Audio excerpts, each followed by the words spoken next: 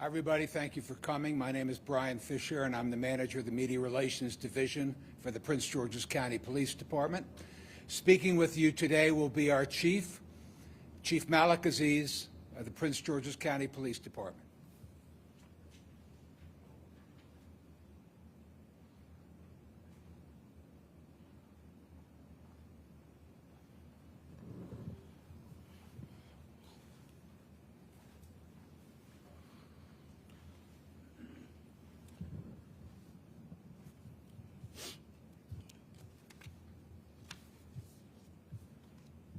Good evening.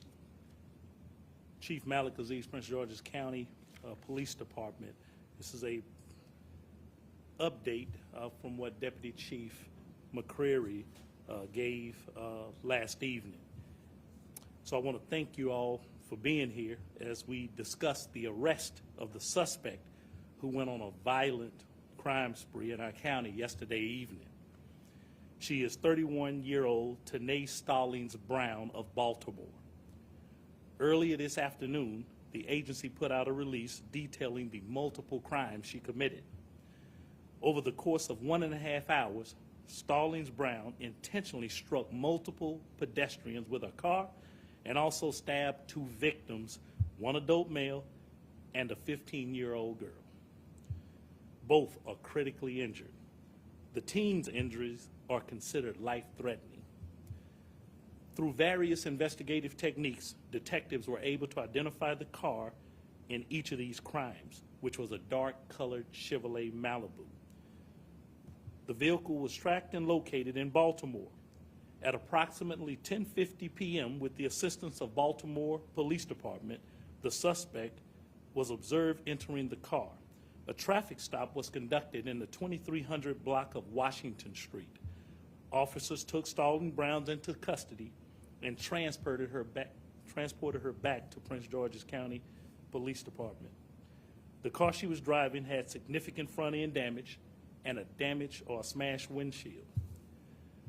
The crime Stallings Brown committed occurred across 3 different Prince George's County police divisions. Commanders and investigators in each of these divisions worked aggressively to interview victims and witnesses and attempted to locate any video or images of the suspect. Investigators were able to determine the crimes were all linked and committed by one female suspect. Within 6 hours of her first crime, PGPD detectives identified, located, and arrested her in Baltimore. I'm proud of each of these officers and the fine work that they continue to do.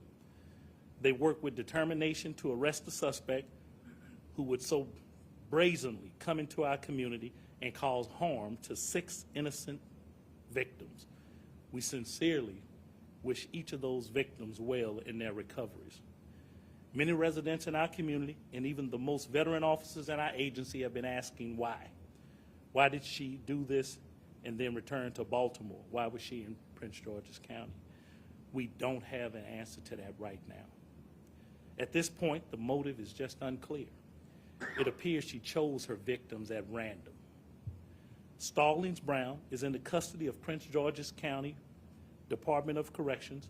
She is charged with dozens of offenses to include multiple counts of attempted first-degree murder, assault, and additional charges related to striking pedestrians. In closing, in my more than 3 decades of policing, almost 3.5, I've rarely seen a suspect this determined across this length to inflict harm on innocent people. It's deeply disturbing. I do hope the community takes comfort in knowing that she is now in our custody and unable to cause any more pain. With that, I'll take a few questions to answer anything or clear up anything. I'll start over here. Thank you, sir. Jay Ford from Channel 7.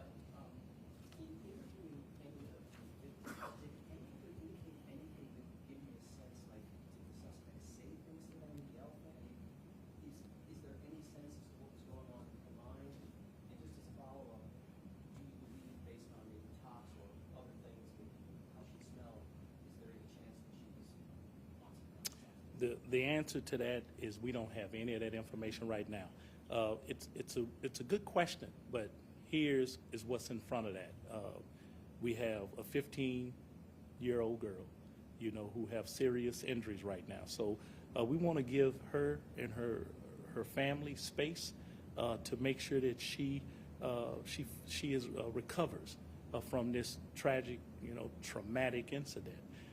And the other victim, being an adult, which officers who arrived on that scene were able to deliver what I believe is life-saving first aid. And we'll know more as their conditions improve. At least that's in our hopes and thoughts and prayers, that we'll be able to glean any more information that would lead us to what was actually going on in the mind of this individual, for that individual, for Stallings Brown to commit such a horrific act in Prince George's County. I'll get over here first, and then I'll move back here and here. Thank you very much, Chief. What more can you tell us about this suspect? Does she have any sort of criminal history, and have police ordered toxicology reports? Does she please cooperate right now? Well, that is part of the investigation, and yes, she does have a record from what we have found. The unofficial record of criminal history, she has incidents going back to at least 2011 for different incidents. So she does have a criminal history on record in the city of Baltimore, Including at least one, and multiple offenses.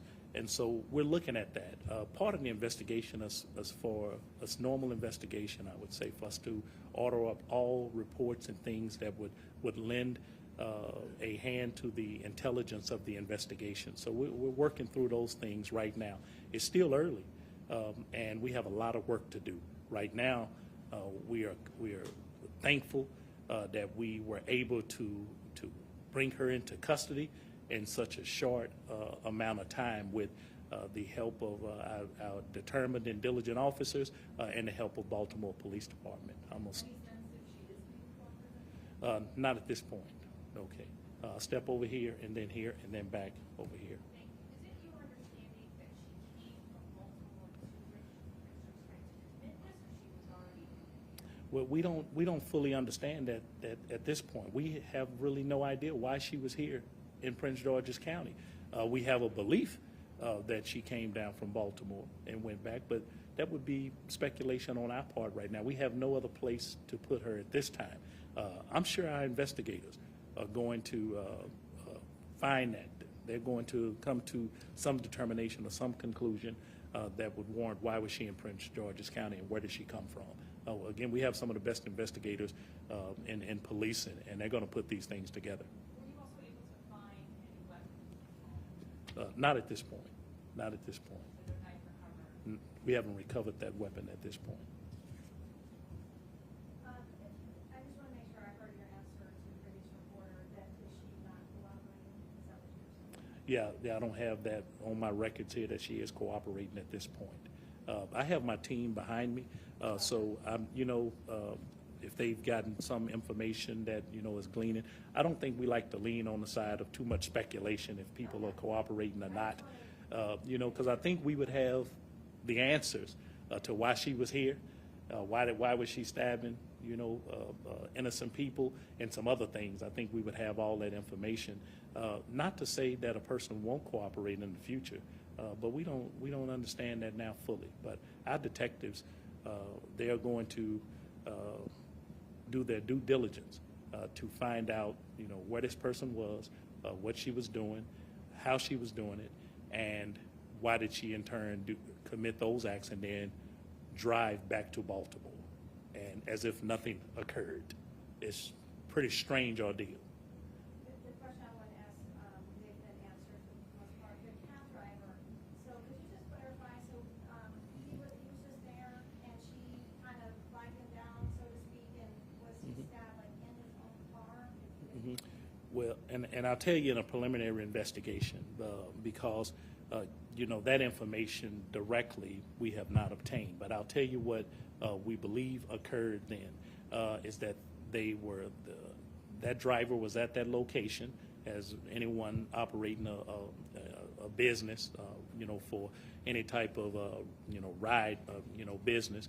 And she was at that location, and she may have either, she left one location and kind of walked to another that was in close proximity. But they were in the same location at one point. She had some type of conversation with him, we believe. That was probably dealing with taking a fare or going to a location, and gained access to the rear passenger seat is what we would understand at this time. And during that time is when this violent altercation took place. And the description of what would take place is that she used a knife and she stabbed that individual. And that individual, the male,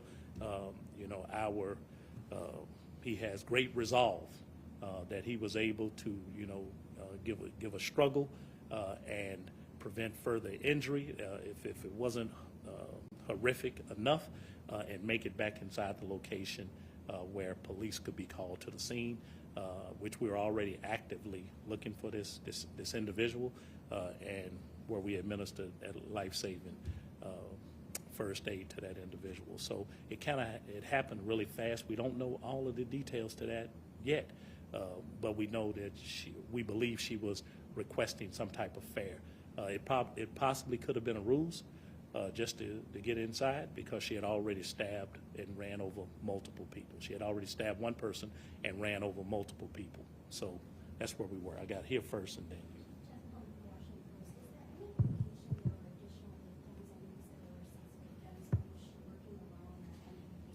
you. We don't have any indication at this point that anyone else was with her. I know that came up yesterday in some kind of, someone was speculating about, did she have an accomplice or someone who was in the car with her. At this point in time, we have no one else. That is a point we're looking at. We're going to make sure that she was alone, if anybody was with her, since it has come up in the investigation, but we don't have any intelligence or any information that would indicate anyone else is involved besides Stallings Brown. No, not yet. While we're talking about additional victims, usually a 911 call takes place or somebody is calling us to the scene. These are the reports that we got. But I would urge our residents, if anything occurred with that Chevrolet Malibu yesterday in any kind of way, no matter how insignificant they believe it to be, that I would urge them to give us a call.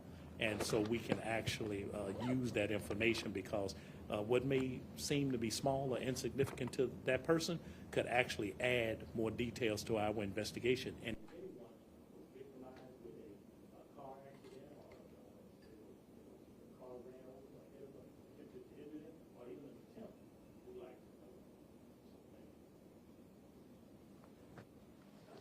Dr. McCarthy, I just wanted to ask you, in terms of the sequence where you describe how quickly these things happened across Prince George's County to a point where she was able to flee and continue to do this before you all were able to find her. Well, let me kind of explain, unless you want me to go over red time. Yes, I was going to ask broadly how she was able to do this quickly. So I won't read the time. Thank you. Hey guys, I hear you here if you need me.